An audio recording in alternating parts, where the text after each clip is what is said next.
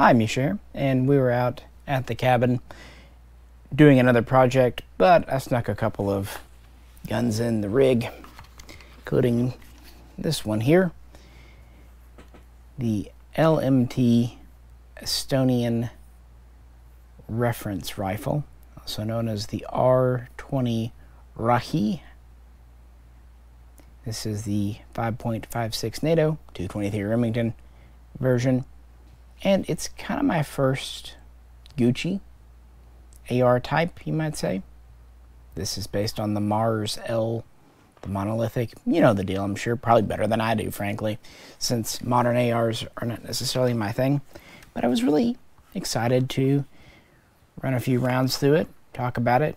Sorry we're doing this indoors. We were hoping to do it out on the porch as we did a couple of videos last year, but we ran out of daylight because, yeah, shooting wasn't today's main purpose. But with that, as Rob would say, enough with the bullshit talk. Let's run the first magazine through this guy. Alright, good. First shots out of the Estonian.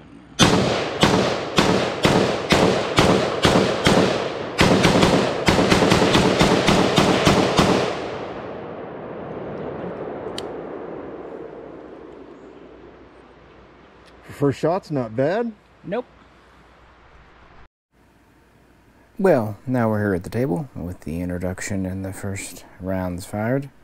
Let's talk about the history and why Estonia, specifically the Estonian Defense Forces, accompanied also by the Estonian Defense League, kind of a private militia, not private, but you know, a national militia, National Guard Reserve, picked this rifle and the future.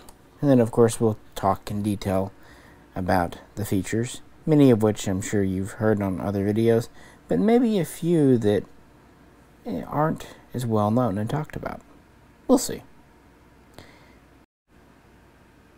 Sharing a border with Russia, Estonia was once of course part of that bloc, and today is part of NATO, an ally. And they received various weapons and have been using what they had and could for generations, but now it's time that they have their own spec'd out and custom designed weapon. So they ended up having trials beginning in 2017. Now, we'll zip back to those in a minute. Let's talk about LMT for a minute. Formerly Lewis Machine and Tool, now LMT Defense, found that in 1980 they've produced various things, components, stocks for the military. But the real big contract break came in 2010 when they won the contract for the British L129A1, so-called sharpshooter's rifle. This was the kind of DMR in British service, and it was based on the LM7 AR10. So basically their AR15 and 308 7.62 NATO. That was the biggest thing. In 2014, they worked on and first released the Mars rifle, Mars L and Mars H respectively, which stood for Modular Ambidextrous Rifle System. And this is what LMT refers to as a 4th generation M16 series. The L for light is, not surprisingly, in 5.56.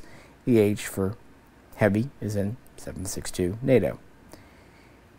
And these first had success in winning a contract for the New Zealand Army, awarded in 2016 for 9,000 pieces for the Mars L, which was an internal piston or direct gas gun if you prefer, to replace New Zealand's Steyr AUGs.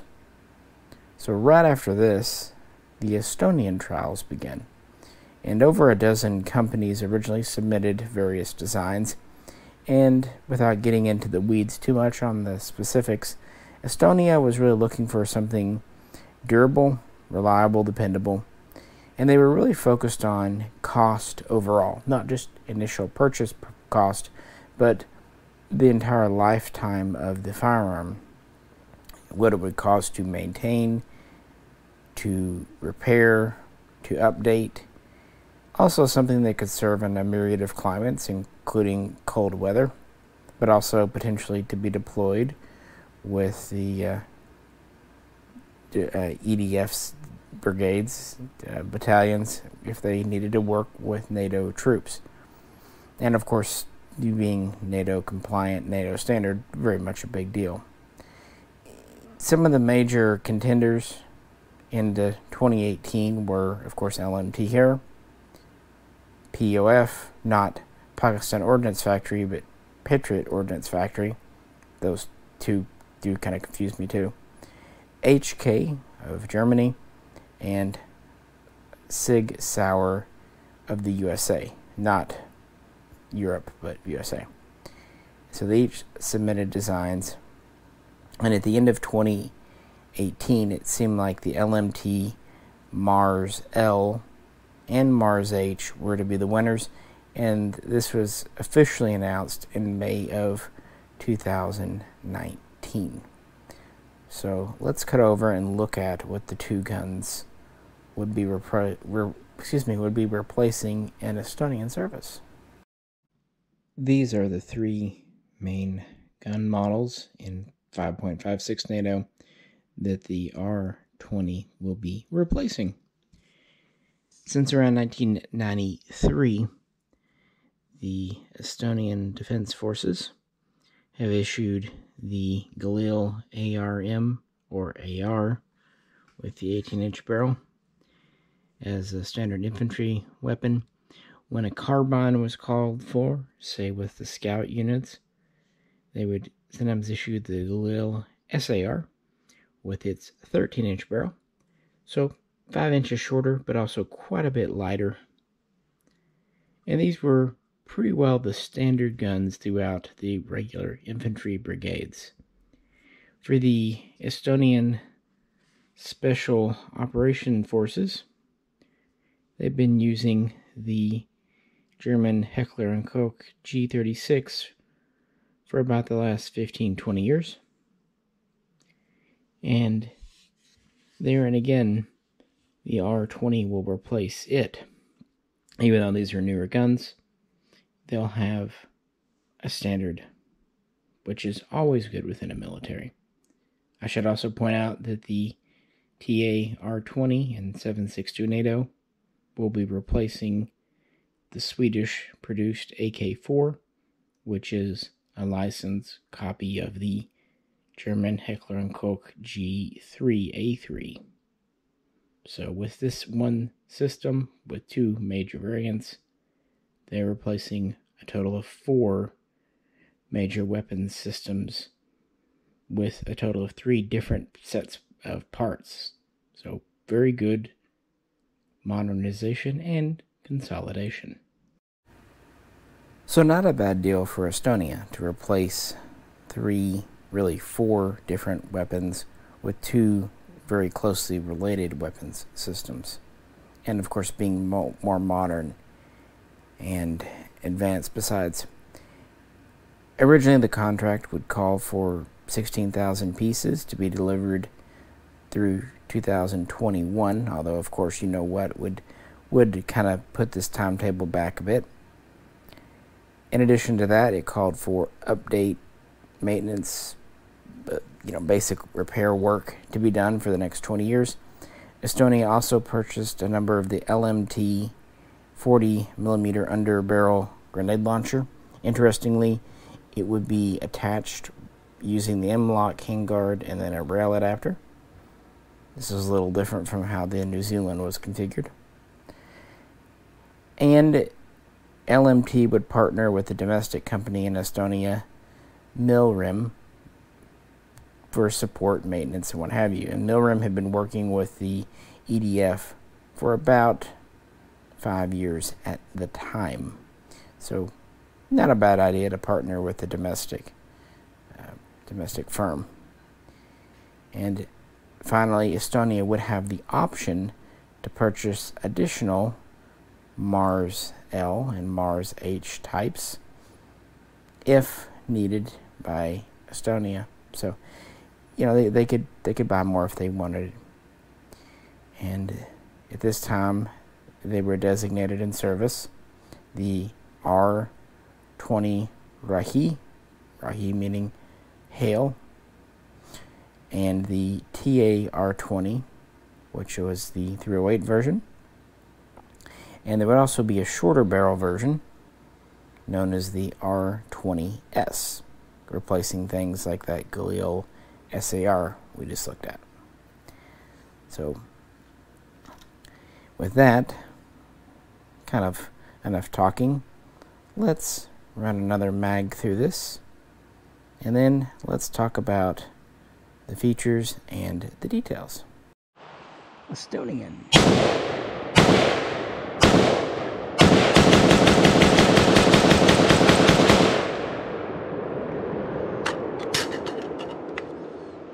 Held open. The R20 is a variant in the LMT's MLCPS series. Essentially, we have the Mars Light CQB carbine length piston system. And like I said earlier, there are two main barrel lengths purchased. In the military, you have 363 millimeter, 14.3. That's the rifle version. And you have 310 millimeter, which is 12.2 inches. So basically 2 inches difference. There's also another difference in the gas system. Now both are external short stroke piston with the gas regulator here. The 14.3 in the R20 series has a single position system. The 12.2 though has a two position system. And so while both do have a flash hider that is compatible with a suppressor, it would seem that the 12.2 is intended to see suppressor use more often, which makes sense. When you have a suppressor, you want to have as much of a compact barrel as possible. What's nice, because of the Mars system, these are held in with two bolts or screws, and the whole barrel assembly can be pulled out and replaced. This upper receiver is a monolithic piece from front to back with a true free-floated handguard, and from here to here on the top rail we have about 14.5 inches, which frankly should be enough to mount anything on a military gun. The handguard is more of a carbine length. We have 4 M-lock slots plus kind of a short one in the back. On the angles we have QD sockets on each side for the sling, plus another one here on the left side, not on the right though, and we have one on the end plate here. Kind of neat. And as specified by the Estonians, we have the bayonet lug. Here she is from the top. You can see the ambidextrous charging handle. Doesn't stick out too far. The ergonomics of it I really like. It's serrated on the rear and the front for good grip. Again, these rifles were designed for use in cool weather with gloves. You see how the rail is continuous. I've just got a cover on it. And then we have a front sight that's very reminiscent kind of an HK. By the way, our barrel it's not cold hammer forged, but it is chrome lined, and it has the 1-in-7 twist. Some European nations like Austria and France still prefer, and Poland for that matter, the 1-in-9, but it seems Estonia is going with the 1-in-7. While any Standard NATO bayonet should fit, M7, M9. Estonia does have their own pattern. I do not have one of those, but I've got this Italian one from Swiss Service, and I just thought it would look nice on this gun. So here is the Estonian rifle with a lug and bayonet. Why not? By the spring of 2021, LMT had delivered over 6,000 of the 5.56 version and over 500 of the 7.62 version to Estonia. And it would not be long until the order was increased to over 18,000. So they were already exercising their option for more, even though, you know what, did slow things down. The first of these were put into the field around 2020 in the summer, but in smaller numbers than originally planned. Because of global events, rollout was slower than expected, which isn't always a bad thing. It does buy time for more training and a more gradual transition. And of course, the military guns are select fire, safe, semi, and full. Now let's look at the features of this civilian legal reference rifle, which, to be fair, are virtually the same. But yeah, let's check it out. So this comes with a mag pull, 3rd generation mag with the cover, nothing special there. Those are the standard issue mags in Estonia, though. I do like how they've made essentially the AR chassis totally ambidextrous. You can use it from either side, single, even the right. That's kind of neat. Of course, the safety.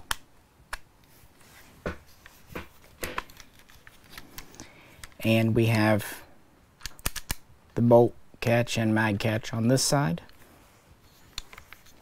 And this side. I find how they did this quite neat, honestly. It's thoughtful. And of course, as famously known, kind of HK started the trend in America with the MR556, but you can put the safety on, uncharged, uncocked. This is a 2-stage trigger, and for a military trigger, I really like it. We also have this enhanced trigger guard that can hinge down with a bullet tip for use with winter gloves, and you have this ambidextrous style pistol grip with finger grooves. It's rubber coated, has a storage compartment on the bottom. Kind of interesting that it has a screw for it to keep the compartment on. And it does kind of remind me of the early grips that Wilson Combat used to use a long time ago. And of course in the military guns there's a shot counter unit built in, but for the civilian guns there isn't, because the shot counter unit is just a literal counter chip. You need a multi-$1,000 machine to actually read it, which I'm gonna guess most civilians don't want to go in for. Otherwise, we have a 6-position mag pull stock. Locks up quite well. Kind of like this dry film coated tube, very smooth. Got a little bit of a textured rubber butt plate on it. This comes with 3 long rail covers for the M-LOK handguard. Flip up LMT adjustable sights. The rear has 2 apertures. These are neat sights, but probably way too expensive for what they are. And it has a medium profile 14.3 363 millimeter barrel with a Gemtech compatible flash hider that is pin and welded from the factory to give it a legal overall length of just over 16 inches. And of course we have a STANAG type bayonet lug, and we have a one-position gas regulator, although this is technically LMT's Gen 2 short-stroke gas piston system. On it, I've put a Holosun 515 red dot scope sight with a flip 3-power magnifier, also from Holosun. And these do seem to be, at least for right now, what the Estonian Defense Forces are putting on these, along with a light and a laser. With that, let's put another mag through it. Estonian. Helps if I take safety off. Nice thing you can't have the safety on.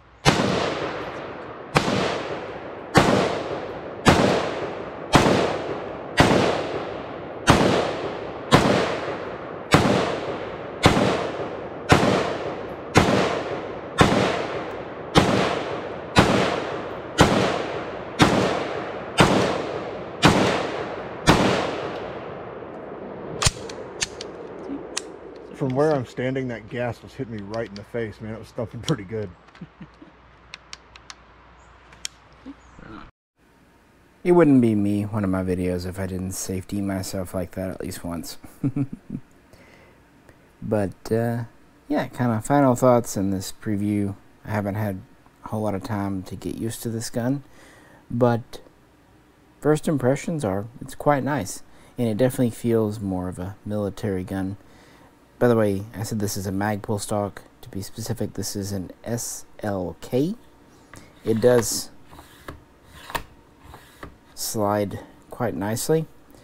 I know that a few places like Military Arms Channel have reported that they see these with kind of standard Colt M4 type stocks, and I'm sure they have, but it does seem like, at least when these are shipped over to Estonia, they are coming with these stocks. And from there, of course, you can pull it off and put whatever you want on. You can even use the Vickers sling and the secondary point here and the point to wrap it around the stock or tube if you need to in a hurry. Quite efficient. I like the finish here. It's a very nice finish. This is a flared or beveled magwell. I think that's something we would expect, but it hasn't been mentioned, so there it is. I do find the way they made all the ambidextrous stuff work quite fascinating. How pushing the standard mag catch kind of activates the small lever here. The one on the left is a little small, but it's useful enough if you really need to. Same goes for the bolt release. The safety is standard, and I do like how the charging handle functions quite effectively. And of course, the gas piston comes out exceedingly easy. Press in, pull it out, and I like how it comes out as a single piece. The regulator is just held on by friction, suction, but comes off easy enough. I like things that are easy to clean and maintain, simplicity, and during shooting we definitely observed that it stayed quite cool, especially the handguard. Of course, up front it was still a little toasty at times, but quite easy on that. Another thing that I think is neat, small detail, but the pivot pins here and here have tiny little divots in them for a bullet tip to make pressing them out easier. And that actually kind of reminds me of the old school, the original Colt 601, 602, because the pins there were also divoted originally. I don't know, small things. There's another thing that actually reminds me of the original old school gun, the old school AR-15 too. And it has to do with our bolt group. Now, this is not LMT's full enhanced bolt group, although it does have some features. But what reminds me of the old school AR is the pin, what we would call the Cotter Pin. Normally having this machined head style here, kind of like a nail, is actually how the early style pins were before they went to the type we know today. You notice that the bottom is not cut in either locale, so that is nice. And you notice how what would be the gas key area is different on this carrier, so it's not a standard AR carrier, of course, but the gun disassembles normal. I will say too, the push pins, while the upper and lower fit extremely well, extremely tight together, the pivot pins, the push pins, can easily be pressed out by hand. They're not super duper tight, which is very much endemic of this being a military gun.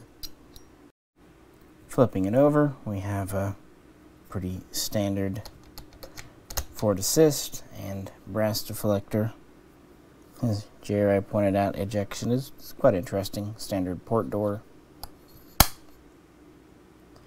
You can see this side of the barrel doesn't have the extra QD sling slot. Instead, it has the screw heads if you need to remove your barrel. Here's the standard mag release, and here's the right side bolt catch and release. It can function as both.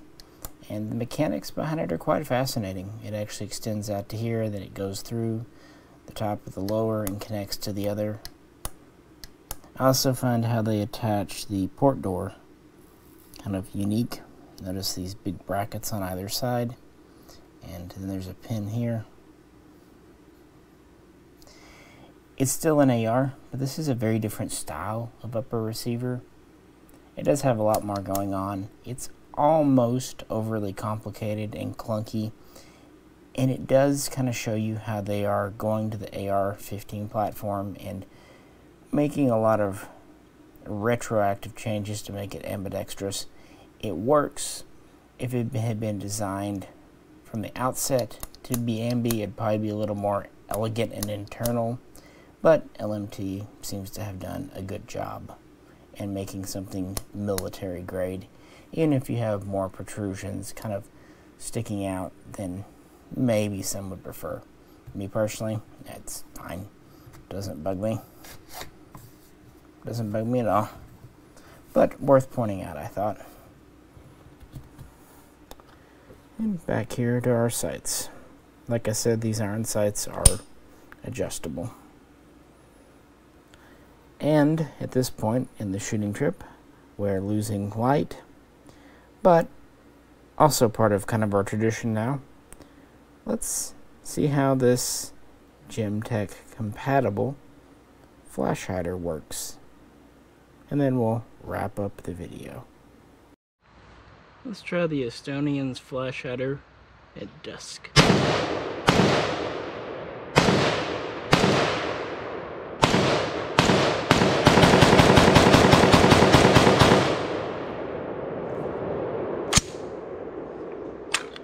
Well, I was going to say it kicked them all back over your shoulder, but it started throwing them right over this way once you started torching them off. But yeah, for the most part, I mean, it's throwing them, instead of kicking off and going forward, it's throwing almost all of them over your shoulder back over there. Smooth, though. Yeah, very smooth.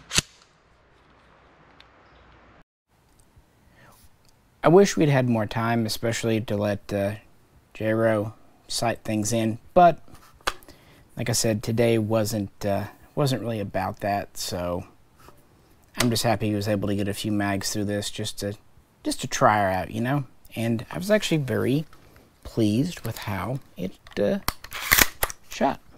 First go round, very smooth. The trigger's perfectly fine. I find the way they made this ambidextrous quite interesting, and I find its military pedigree, complete with the UID sticker down here, it's a nice little touch. I even like the fact that these just come in a plain cardboard box, very little adornment. This is just a preview video. I have a full review coming up in the next few weeks or months. But for now, just wanted to talk a little bit about this Estonian R20. I don't believe I'll be getting the TA R20, the 762 version. That would set back even more. These are not inexpensive, but they're LMT, especially a special edition one. It's kind of what you expect. With that said, what do you think of the features? And what do you think about Estonia adopting this? And do you own one of these or another LMT? If so, would love to hear what you think in the comments below. Or maybe you have one of their New Zealand rifles. Kind of a close companion, but it's an internal or direct gas, if you prefer, system. But otherwise, very similar lines. But first little range test, a few mags through it. Not surprisingly, ran just fine. So with that, appreciate you tuning in. If you could, please do like, share, and subscribe. And if you'd like to help support the channel as we move into the summer of 2022, you can check out the link to the Patreon page. This is Misha. Catch you very soon. Next time.